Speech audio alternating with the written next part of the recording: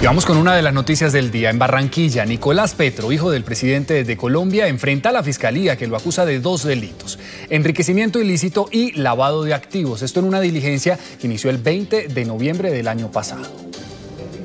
Hoy se vive en Barranquilla un nuevo capítulo de la audiencia de acusación contra Nicolás Petro por los delitos de enriquecimiento ilícito y lavado de activos. El primero de estos delitos lo encontró la fiscalía cuando se expuso la cantidad de dinero que recibió para la campaña presidencial de su papá Gustavo Petro.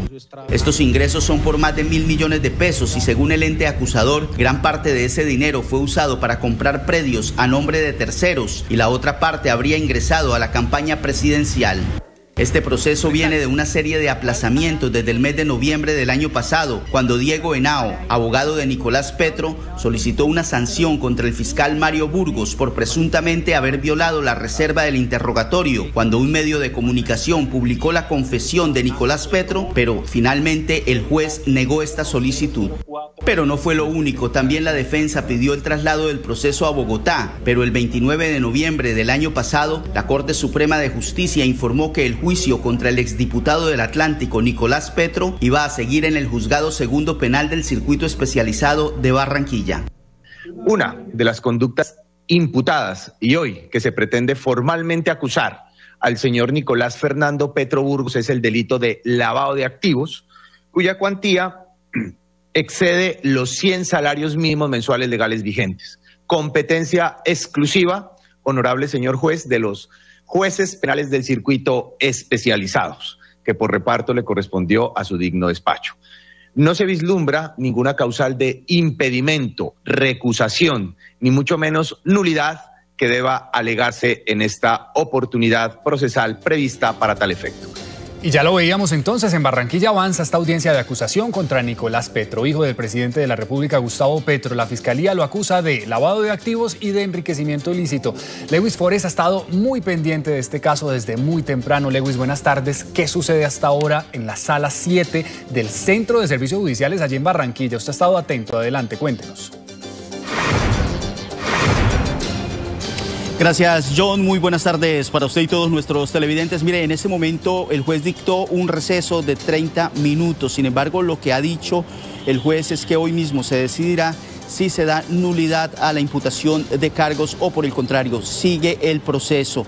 Ya las partes intervinientes hablaron y lo que falta en realidad ya pues es otra parte y finalmente la decisión del juez. Hasta ahora la audiencia se ha llevado de manera pacífica y calmada. Hemos visto a un Nicolás Petro muy calmado en esta audiencia. También le cuento que la defensa solicitó la nulidad de la imputación de cargos. Sin embargo, lo que ha dicho la fiscalía es que ellos sí sabían exactamente a qué cargos se enfrentaban.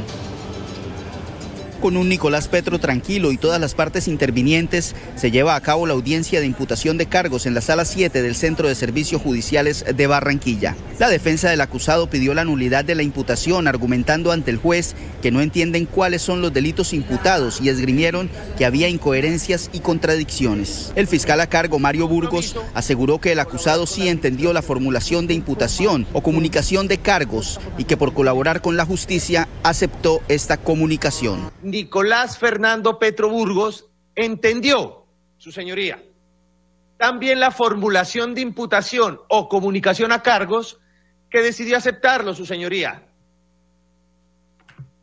Los aceptó en forma libre, consciente y voluntaria frente a todo el país, su señoría, con el compromiso